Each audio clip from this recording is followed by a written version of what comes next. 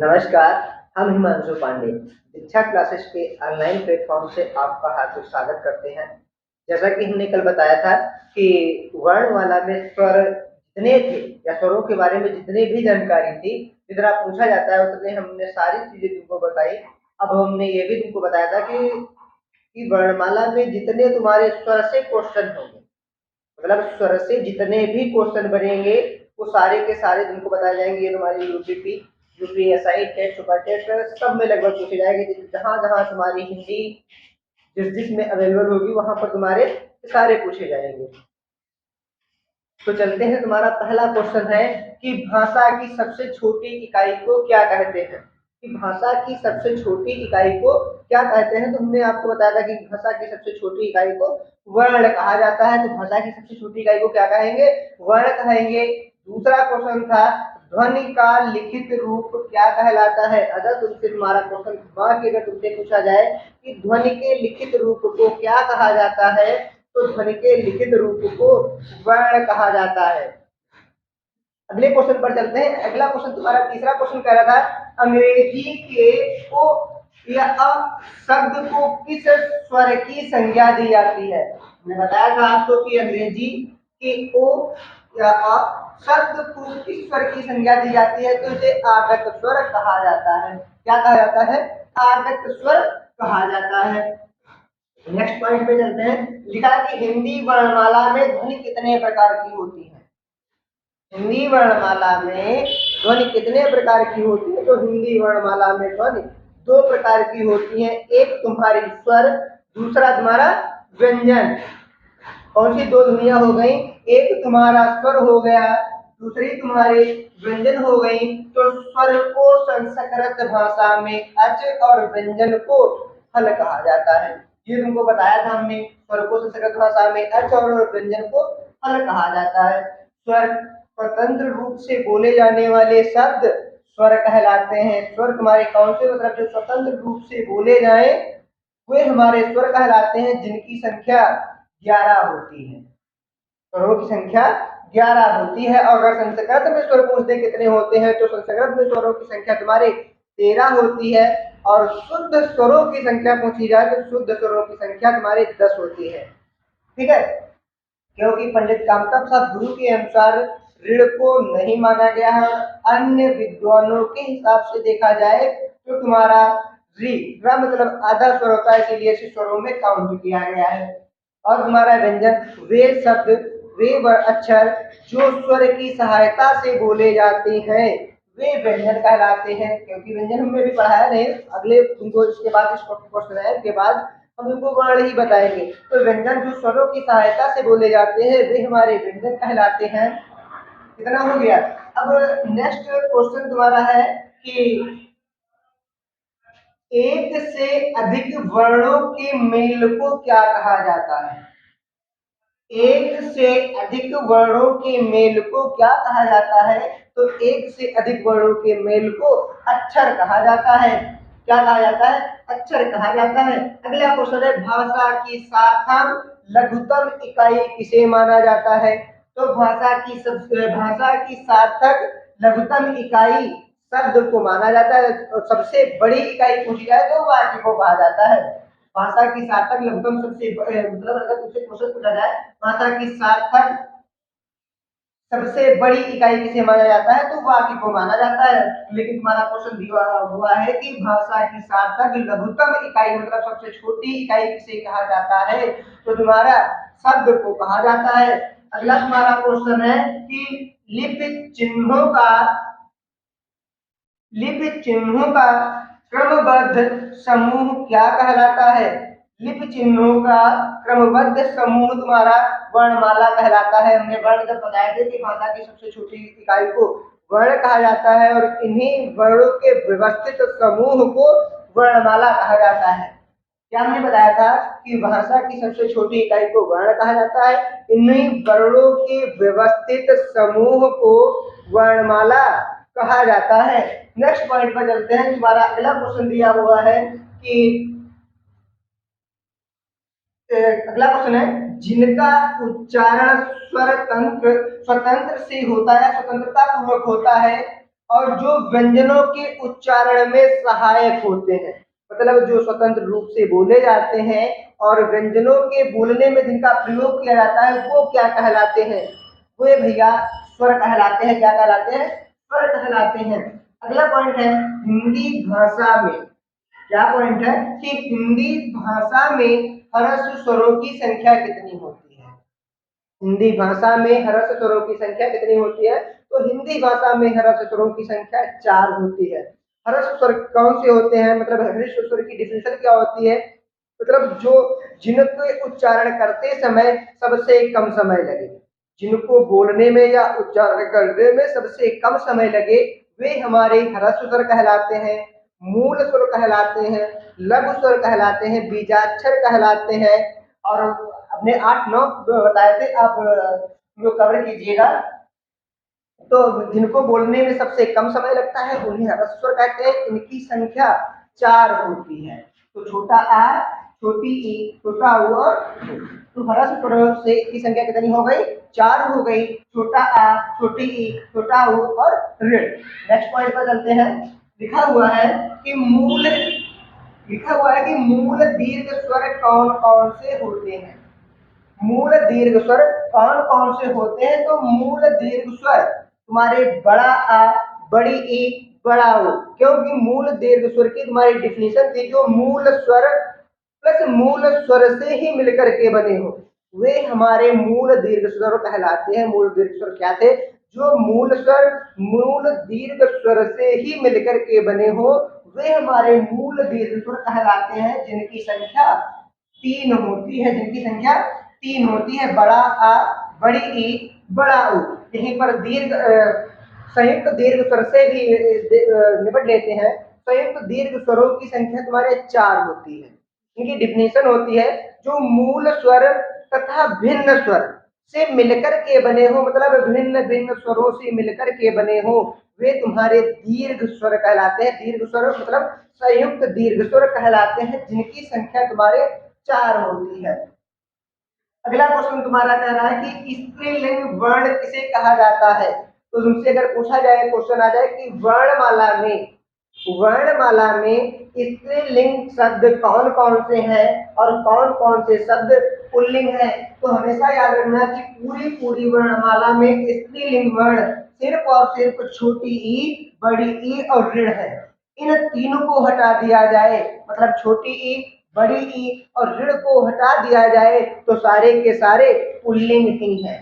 कौन से है? पुल्लिंग है। स्त्रीलिंग कौन है? छोटी ई, बड़ी ई, ऋण। तो बाकी जितने भी बचे वो क्या हुए? तुम्हारे पुल्लिंग हुए।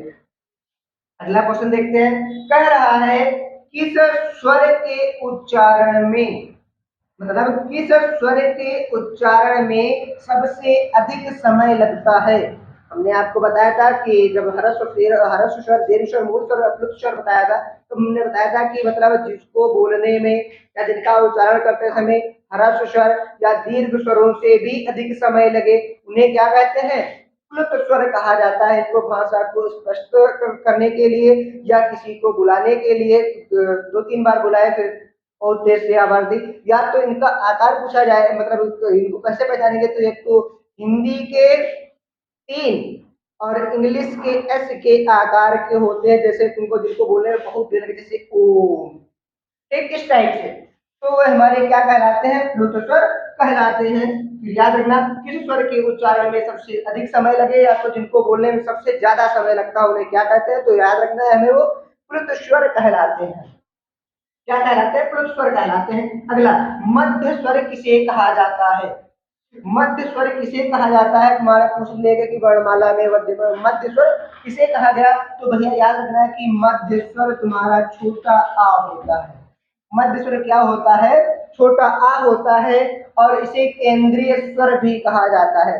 छोटा आ को क्या कहा जाता है? केंद्रीय स्वर भी कहा जाता है, और इसको उदासीन स्वर के नाम से भी जाना जाता है। किस नाम से जाना जाता है? उदासीन स्वर के नाम से जाना जाता है, क्योंकि इसमें में कोई मात्रा ना होने के कारण, छोटा आ में कोई मात्रा ना होने के कारण इसे क्या कहा जाता है, उदासीन स्वर कहा जाता है। क्योंकि तुम्हारा जब हमने विभाजन बताया था तो स्वर पूछे थे, तो स्वर मात्राओं के आधार पर स्वर पूछे थे, तो मात्राओं के आधार पर स्वर 10 हमने बताए थे। छोटा आ को मान्यता नहीं थी क्योंकि उसमें कोई मात्रा नहीं थी। अगला क्वेश्चन चलते हैं। अगला क्वेश्चन कह रहा है कि हिंदी भाषा में स्वरों की संख्या कितनी होती है। इसके पहले वाले पॉइंट में अभी मिले थे तो हमने बताया था कि हिंदी भाषा में स्वरों की संख्या 10 होते हैं। हिंदी भाषा में स्वरों की संख्या 11 होती है। स्वतंत्र रूप से बोले जाने वाले शब्द क्या कहलाते हैं, स्वर कहलाते हैं। इनको संस्कृत भाषा में अच कहा जाता है, जिनकी संख्या 11 होती है। अगर तुमसे यही क्वेश्चन पूछा जाए कि हिंदी में शुद्ध स्वरों की संख्या कितनी होती है, तो हिंदी में शुद्ध स्वरों की संख्या 10 होती है। और यही बात पूछी जाए कि संस्कृत में स्वरों की संख्या कितनी होती है, तो संस्कृत में स्वरों की संख्या 13 होती है। हो गए। तो अगला क्वेश्चन चलते हैं, अगले क्वेश्चन पर चलते हैं। मात्रा के आधार पर स्वर के कितने प्रकार होते हैं। मात्रा के आधार पर स्वर के कितने प्रकार होते हैं, तो मात्राओं के आधार पर स्वर तुम्हारे 2 प्रकार के होते हैं। मात्राओं के आधार पर स्वर कितने प्रकार के होते हैं, तो मात्राओं के आधार पर तुम्हारे स्वर 2 प्रकार के होते हैं। अगला तुम्हारा पॉइंट है कि बड़ा ऊ किस प्रकार का स्वर है। तुमने अग्र स्वर, पश्च स्वर, मध्य स्वर बताया था, तो तुमको बताना है कि बड़ा ऊ किस प्रकार का स्वर है। तो बड़ा आ पश्च समृद्ध स्वर में आता है। जिसमें बताया था शायद हमने आओ उल्लू पीछे पीछे ट्रिक बताई थी, जिसमें 6 आ रहे थे। ठीक, वो वाला पॉइंट देखना, आपको समझ में आ जाएगा। क्या था कि मतलब बड़ा ऊ किस प्रकार का स्वर है, तो ये पश्च समृद्ध स्वर है। अगला है तुम्हारा अर्ध विवृत स्वर कौन सा है। अर्ध विवृत स्वर कौन सा होता है, तो अर्ध विवृत स्वर अ होता है। क्या होता है, अ होता है। अगले पॉइंट पर चलते हैं। अगले पॉइंट पर चलते हैं। कह रहा है कि संयुक्त स्वर कौन कौन है। संयुक्त स्वर कौन कौन से हैं, तो संयुक्त दीर्घ स्वर तुम्हारे वही दीर्घ स्वर वाले हैं। तो संयुक्त दीर्घ स्वर तुम्हारा ए, आई, औ और आओ। मतलब जो मूल स्वर प्लस अदर स्वर या जो भिन्न भिन्न स्वरों से मिलकर के बने होते हैं, वे हमारे संयुक्त स्वर या संयुक्त दीर्घ स्वर कहलाते हैं, जिनकी संख्या 4 होती है। जिनकी संख्या 4 होती है, याद रखना भैया, ठीक, जिनकी संख्या 4 होती है। अगला पॉइंट तुम्हारा कह रहा है स्वरों के उच्चारण में, मतलब क्या कह रहा है, स्वरों के उच्चारण में लगने वाला समय क्या कहलाता है। स्वरों के उच्चारण में जो मतलब कोई भी वर्ण बोले या अक्षर बोले, उसके बीच जो समय लगता है उसे क्या कहा जाता है, तो उसे कहा जाता है मात्रा। क्या कहा जाता है, उसे कहा जाता है मात्रा कहा जाता है। अगला कह रहा है कि मात्रा स्वर को क्या कहते हैं। बहुत अच्छा क्वेश्चन है, तो बहुत अच्छे से इसको समझ लेना या लिख लेना कि मात्रा स्वर को क्या कहते हैं। तो मात्रा स्वर को समरूप या ग्रेफीम कहा जाता है। क्या कहा जाता है, तो मात्रा स्वर को समरूप या ग्रेफीम कहा जाता है। याद रखना है, क्या कहा जाता है, समरूप और ग्रेफीम। अगले पॉइंट पर चलते हैं। तो कह रहा है कि हिंदी की अग्र आवृत्ताकार समृद्ध स्वर ध्वनि कौन है। हिंदी की अग्र आवृत्ताकार समृद्ध स्वर ध्वनि कौन सी है, तो ये ध्वनि तुम्हारी छोटी ई है। कौन सी है, छोटी ई है। अगले पॉइंट पर चलते हैं। कह रहा है कि शब्द की सबसे छोटी इकाई क्या कहलाती है। हमने सबसे ऊपर भी बताया था कि भाषा की सबसे छोटी इकाई वर्ण कहलाती है। शब्द की सबसे छोटी इकाई वर्ण कहलाती है। अगला है क्वेश्चन कह रहा है कि वे ध्वनिया जिसका किसी से योग ना होने पर भी साथ साथ चले।